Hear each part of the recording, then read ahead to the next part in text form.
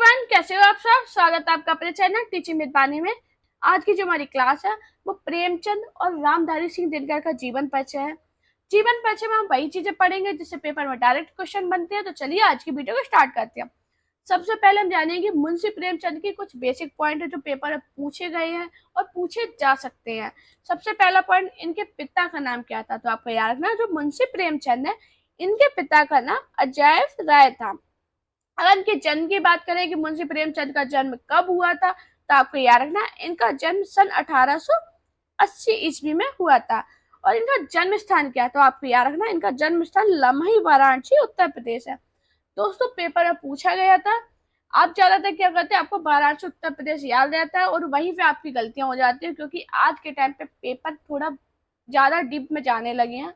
ऐसी चीजें पूछते हैं कि आपने पढ़ी तो है लेकिन सही से नहीं पढ़ी है। तो आपको याद रखना इनका जन्म लम्ही वाराणसी उत्तर प्रदेश में हुआ था। अभी एक इम्पोर्टेंट पॉइंट है जो पेपर में अभी फिलहाल में एग्जाम हुआ था, उसमें पूछा गया था कि मुंशी प्रेमचंद की प्रारंभिक शिक्षा कहाँ से हुई है। पेपर में पूछा गया था, तो आपको याद रखना मुंशी प्रेमचंद ने इनकी जो प्रारंभिक शिक्षा है वो वाराणसी से हुई है। मैंने क्या बताया, मुंशी प्रेमचंद के पिता का नाम अजैब राय था। इनका जन्म सन 1880 ईस्वी लमाई वाराणसी उत्तर प्रदेश में हुआ था और इनकी जो प्रारंभिक शिक्षा है वो वाराणसी से है। हमारा नेक्स्ट पॉइंट है लेखन विधा। इनकी लेखन विधा है क्या, पेपर में बहुत बार पूछा गया, तो आपको याद रखना मुंशी प्रेमचंद ने इन्होंने उपन्यास लिखे, कहानी लिखी और नाटक लिखे हैं। लेखन विधा में इन्होंने क्या है, उपन्यास, कहानी, नाटक। अब एक भाषा शैली की बात करें, इनकी भाषा क्या थी। इनकी भाषा सजीव, व्यवहारिक और व्यवहारमयी थी। अगर इनकी मुंशी प्रेमचंद के निधन की बात करें तो इनका निधन सन 1936 ईस्वी में हुआ था। दोस्तों, मैं आपको ये पॉइंट बता रही हूँ, आप ये मत सोचना कि मैं फालतू के बता रही हूँ। मैं आपको अभी पूरी क्लास पढ़ी है, आप खुद बता देना ना। अच्छी ना लगे मुझे कमेंट कर जाना, मैं क्लास अच्छी नहीं लगी, एक बार पढ़िए तो पूरी क्लास। इनका साहित्य में स्थान, इनका मुंशी प्रेमचंद है, इनका साहित्य में स्थान क्या है, तो आपको याद रखना एक श्रेष्ठ कहानीकार और उपन्यास सम्राट के रूप में। पेपर में पूछा गया है उपन्यास सम्राट कौन है, तो आपको याद रखना मुंशी प्रेमचंद। मैंने क्या होता है, इनकी लेखन विधा क्या थी, उपन्यास, कहानी, नाटक। इन्होंने उपन्यास भी लिखे, कहानी भी लिखी और नाटक भी लिखे। इनकी भाषा शैली की बात करें तो इनकी भाषा शैली सजीव, व्यवहारिक और प्रभावमयी थी। इनका निधन सन 1936 ईस्वी में हुआ था। और साहित्य में इनका स्थान की बात करें तो एक श्रेष्ठ कहानीकार, उपन्यास सम्राट के रूप में। अब हम जानेंगे मुंशी प्रेमचंद की रचनाएं। रचनाएं आज मैंने सारी ली हैं, ज्यादातर जो पेपर में पूछी गई। मैंने देखा प्रीवियस पेपर जब देखे तो उनकी रचनाएं से काफी क्वेश्चन बने हैं। सभी नहीं है, मतलब जो इम्पोर्टेंट थी वही ली हैं। तो सबसे पहले हम जानेंगे मुंशी प्रेमचंद के उपन्यास। आपको याद तो रहता है कि ये इनकी रचनाएं हैं, ये इन्होंने लिखा है, लेकिन आपको ये नहीं पता रहता है क्या कहानी है, कौन सा नाटक है और कौन सा उपन्यास है। तो आज हम उसे जानेंगे। तो आपको याद है ना, मुंशी प्रेमचंद का उपन्यास जो बहुत पूछा गया। आपने बचपन, अगर बचपन में हम लोगों ने प्रेमचंद खूब पढ़े हैं। प्रेमचंद में सबसे पहले क्या लिखा, गोदान गबन। तो आपको याद रखना गोदान मुंशी प्रेमचंद का उपन्यास है। सेवा सदन भी उपन्यास है। प्रेमाश्रय, निर्मला, रंगभूमि, कर्मभूमि, कायाकल्प, गबन, प्रेमा, ये सभी उपन्यास जो पेपर में पूछे ही गए, हमने बचपन में ही पढ़े थे। बचपन अगर हम लोग से पूछ रहे थे तो ना, बचपन में क्या होता था, वही चीजें पढ़ते थे जो इजी होती थी, जल्दी से याद हो जाती थी, क्योंकि मैम करती थी कुटाई, तो वही हिसाब से याद करते थे। तो अब क्या, अब ये क्या आता क्वेश्चन कि प्रेमचंद का एक में मात्र ऐतिहासिक उपन्यास कौन सा है। तो अभी आप, हम लोगों ने तो गोदान वोदान जैसे पढ़ रखी हो तो पढ़ा नहीं। तो आपको याद रखना जो रूठी रानी प्रेमचंद का उपन्यास है, ये प्रेमचंद का एकमात्र ऐतिहासिक उपन्यास है। बहुत इंपॉर्टेंट पॉइंट है, बहुत बार पेपर में पूछा गया है। मैंने क्या बताया, रूठी रानी प्रेमचंद का एकमात्र ऐतिहासिक उपन्यास है। अब प्रतिज्ञा, प्रतिज्ञा उपन्यास में क्या था, इन्होंने अपनी उर्दू उपन्यास हम सुखी हम सुबाब को हिंदी रूपांतर प्रेमा अर्थात दो सखियों का विवाह को परिष्कृत तथा नए रूप में प्रकाशित कराया।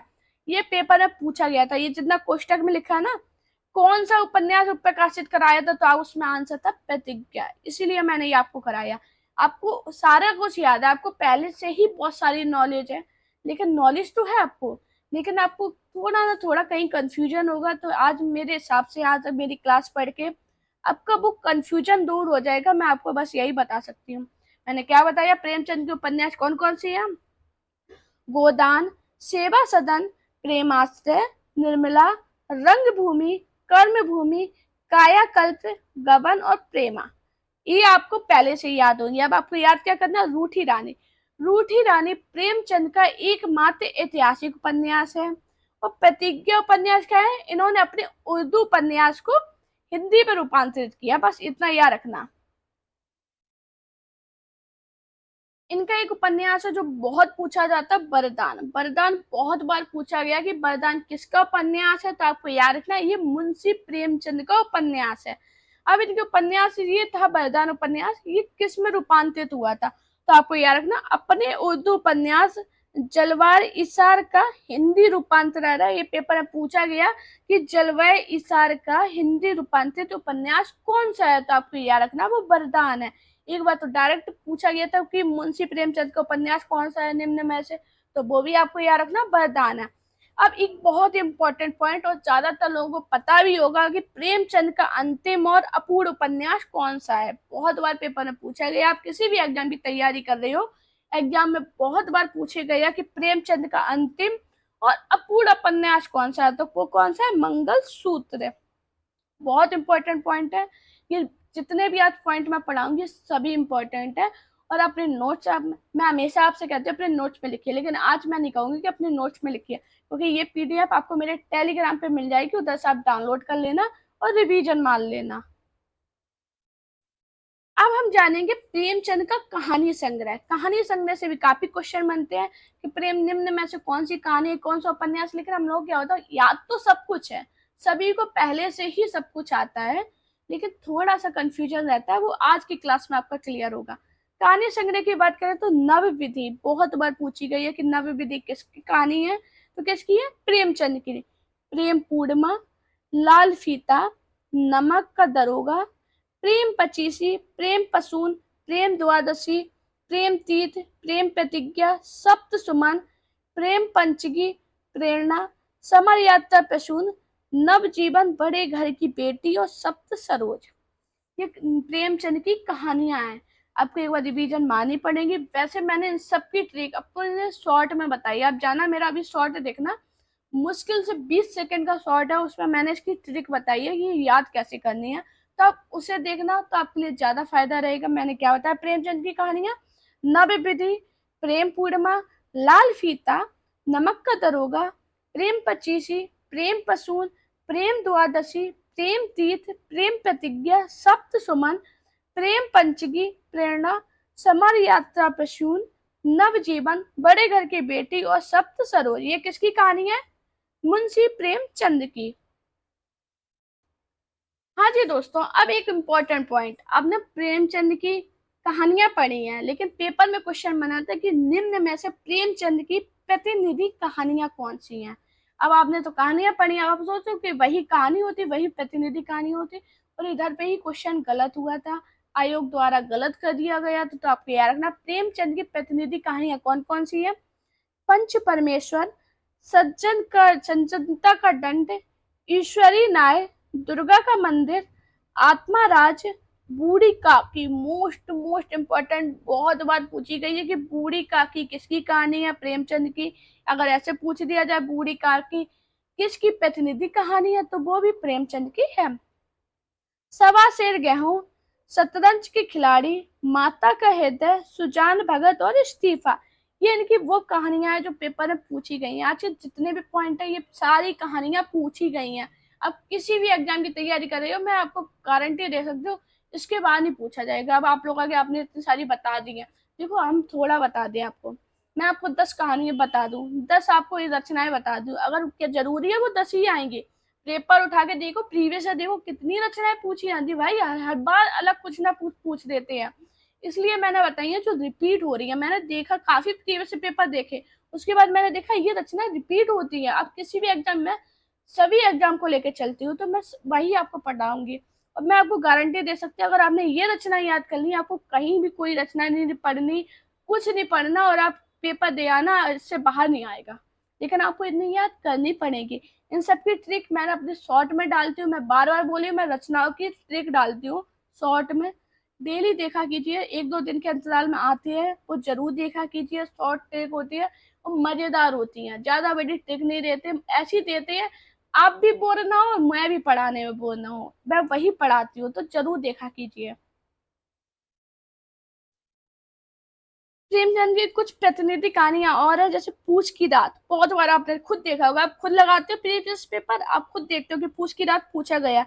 बड़े भाई साहब, बड़े भाई साहब भी प्रेमचंद की, आपको याद रखना। होली का उपहार, ठाकुर का कुआं, मोस्ट इम्पोर्टेंट, ठाकुर का कुआं, बेटों वाली विधवा, ईदगाह, प्रेम प्रबोध, नशा तफन, ये सभी पूछी गई है। ये ज्यादातर आप खुद देख रहे होगे, आप बचपन से पढ़ते आए हो प्रेमचंद, आप खुद जानते होगे कि इम्पोर्टेंट है क्या नहीं। आप खुद, क्योंकि खुद आप मुझसे शायद ज्यादा जानते हो आप लोग, तो आप वही बताऊंगी। मैं आपसे बस बार बार बोली हूँ, मैं वही बताऊंगी जो फालतू का ना हो और आपके लिए इम्पोर्टेंट हो। हाँ जी दोस्तों, अब प्रेमचंद की कुछ इंपॉर्टेंट पॉइंट है जो पेपर में दो बने थे। पहला, मुंशी प्रेमचंद पहले नवाब राय के नाम से लिखते थे। बहुत बार पूछा कि मुंशी प्रेमचंद पहले अपनी रचनाएं किस नाम से लिखते थे, तो क्या लिखते थे? नवाब राय के नाम से लिखते थे। प्रेमचंद उपन्यास में लिखी गई पहली कहानी कौन सी है? ममता। बहुत इंपॉर्टेंट है, बहुत बहुत ज्यादा इम्पोर्टेंट है। अगर मैं आप वैसे बनाते हो नोट्स, मुझे पता होगा आप बनाते हो, आपके नोट्स होंगे, ये पीडीएफ आपको मिल जाएगी, लेकिन फिर भी अगर नोट्स बनाते हो तो अपने नोट्स में ये पॉइंट जरूर लिखना। प्रेमचंद उपन्यास में लिखी गई पहली कहानी कौन सी है? ममता। अब दोस्तों हम पढ़ेंगे रामधारी सिंह दिनकर की रचनाएं, जिनसे बहुत क्वेश्चन बनते हैं। आप खुद देखते हो, ये दो ऐसे रहते हैं, ट्रेंडिंग में रहते हैं, पेपर में बनता ही क्वेश्चन है। अब क्या है, रामधारी सिंह दिनकर का हम सबसे पहले काव्य संग्रह जानेंगे कि रामधारी सिंह दिनकर का काव्य संग्रह क्या है, जिसमें हम उर्वशी, कुरुक्षेत्र, रश्मि रथी, हारे का हरिनामा, मोस्ट इंपॉर्टेंट, बहुत बार पूछी गई है कि हारे का हरिनामा किसका काव्य संग्रह है, तो आपको याद रखना ये है रामधारी सिंह दिनकर का। आत्मा की आंखें, हाँ जी, डरना मत, आत्मा की आंखें काव्य संग्रह है रामधारी सिंह दिनकर का। दिनकर की सूक्तियां, सीपी और संक, दिनकर के गीत, कविश्री, कोयल और कवित्व, बहुत इंपॉर्टेंट, नीम के पत्ते, धूप और दुआ, मोमबत्ती तिलक, रश्मि लोक, रेणुका हुंकार, रसवंती, ये तो आपने खुद याद होंगी। रश्मि लोक, रेणुका हुंकार, आपको इसमें से ज्यादातर रचनाएं याद होंगी, क्योंकि मैं पहले ही आपको काफी पढ़ा चुकी है रचनाएं। ये जितनी भी रचनाएं हैं, ये रामधारी सिंह दिनकर की इम्पोर्टेंट रचनाएं हैं जो पेपर में पूछी गई है। रामधारी सिंह दिनकर के ज्यादातर रचनाओं से क्वेश्चन बनता है कि इनकी कौन सी रचना, कौन सा इनका काव्य संग्रह, इनका क्या क्या है, इससे क्वेश्चन बहुत बनते हैं। तो मैंने क्या बताया, इनका रचनाएं कौन कौन सी है काव्य संग्रह? उर्वशी, कुरुक्षेत्र, रश्मि रथी, हारे का हरिनामा। मैं बोलती हूँ, आप लोग मेरे साथ रिपीट क्या कीजिए तो आपको जल्दी याद होगी। मैंने क्या बताया? आत्मा की आंखें, दिनकर की सूक्तियां, सीपी और शंख, दिनकर के गीत, कवि श्री, कोयल और कवित्व, नीम के पत्ते, धूप और दुआ, मृत्यु तिलक, रश्मि लोक, रेणुका हुंकार और रसबंती। मैं आपको अलग अलग बता रही हूँ कि अभी मैंने काव्य बता संग्रह बताया, अब निबंध बता रही हूँ, फिर मैं इनकी डायरी बताऊंगी। इसके कारण ये है क्योंकि पेपर में क्वेश्चन बनता है, क्वेश्चन कभी पूछते हैं इनका निम्न में से निबंध है, सभी उनकी है रामधारी सिंह दिनकर की रचनाएं, और दे दिया निम्न में से निबंध है। तो आप क्या बताओगे? अगर आपने पढ़ा होगा तभी तो पता चलेगा। अब हमने पढ़े ही नहीं, हमने सीधी रचनाएं याद की, ये सारी रचनाएं रामधारी सिंह दिनकर की हैं। रचनाएं तो है उन्हीं की हैं, लेकिन क्या निबंध है, कौन सा डायरी है, कौन सा संस्मरण है, कौन सा काव्य है, ये तो नहीं पता। इसलिए आज मैं अलग अलग आपको बता रही हूँ। अब मैं क्या बताऊंगी आपको? निबंध। तो निबंध में सबसे पहले एक इंपॉर्टेंट निबंध, शुद्ध कविता की खोज। पेपर में बहुत बार पूछा गया कि शुद्ध कविता की खोज किसका निबंध है, तो आपको याद रखना वो हमारा रामधारी सिंह दिनकर का है। रेवती के फूल आपने बचपन में ही पढ़ा होगा। भारत की सांस्कृतिक कहानी, साहित्य मुखी, राष्ट्रभाषा और राष्ट्रीय एकता, आधुनिक बोध, अर्धनारीश्वर, मोस्ट मोस्ट इम्पोर्टेंट, बहुत इम्पोर्टेंट है। अगर आपने नोट्स बनाते हो तो लिखना, वरना ये पीडीएफ तो आपको टेलीग्राम पे मिल जाएगी, उससे लिख लेना। विवाह की मुसीबतें, भारतीय एकता, ये इनके रामधारी सिंह दिनकर के वो निबंध जो पेपर में सभी रिवीजन में रहे हैं, पूछे गए हैं, बार बार पूछे जा रहे हैं, बार बार रिपीट होते जा रहे हैं। तो आप ये याद कीजिए मैंने क्या बताया। रामधारी सिंह निबंध की बात करें, शुद्ध कविता की खोज, रेती के फूल, भारत की संस्कृति कहानी, साहित्य मुखी, राष्ट्रभाषा और राष्ट्रीय एकता, आधुनिक बोध, अर्धनारीश्वर, विवाह की मुसीबतें और भारतीय एकता। बहुत इंपॉर्टेंट निबंध है, ये जरूर याद करना। मैं आपसे बार बार बोली हूँ, अगर आप पहली बार मेरी क्लास को देख रहे हो तो एक बार प्लीज ये रिपीट करना और याद कर लेना। ये आपने याद कर लिया तो रामधारी सिंह दिनकर और प्रेमचंद, आप सारी रचना याद कर लोगे, आपको दोबारा याद नहीं करनी है अगर आपने ये याद कर ली। तो ये रामधारी सिंह दिनकर की एक डायरी है जो बहुत पूछी जाती है कि दिनकर की डायरी। हाँ जी, वैसे तो आप नाम से ही याद रखोगे, लेकिन फिर भी कभी अगर कंफ्यूजन हो जाता कि दिनकर की डायरी शायद किसी और ने लिख दी हो, तो आपको याद रखना ये किसकी है, रामधारी सिंह दिनकर की डायरी है। संस्मरण की बात करें तो संस्मरण और श्रद्धांजलियां बहुत बार पूछा गया कि श्रद्धांजलियां किसकी संस्मरण है, तो आपको याद रखना रामधारी सिंह दिनकर का। लोकदेव नेहरू, मेरी यात्राएं, ये इनके संस्मरण है जो बहुत बार पेपर में रिपीट हुए हैं, ट्रेंडिंग में रही है। मैंने आज वही आपको पढ़ाया जो ट्रेंडिंग में रहा है और पेपर में पूछा जाता है, फालतू का कुछ नहीं पढ़ाया। दोस्तों अगर आपको मेरी वीडियो पसंद आई हो तो वीडियो को लाइक कीजिए, चैनल को सब्सक्राइब कीजिए, अपने दोस्तों से वीडियो को शेयर करना। साथ में मेरा टेलीग्राम अकाउंट टीचिंग विद वाणी को जरूर ज्वाइन कर लेना, जिसपे आपको ये पीडीएफ मिल जाएगी। और मेरा इंस्टाग्राम अकाउंट वाणी शर्मा ऑफिशियल पे मुझे फॉलो कीजिए। अपना प्यार और सपोर्ट आप लोग बनाइए प्लीज, आप सभी से हाथ जोड़ के विनती है मेरी, मुझे सपोर्ट कीजिए।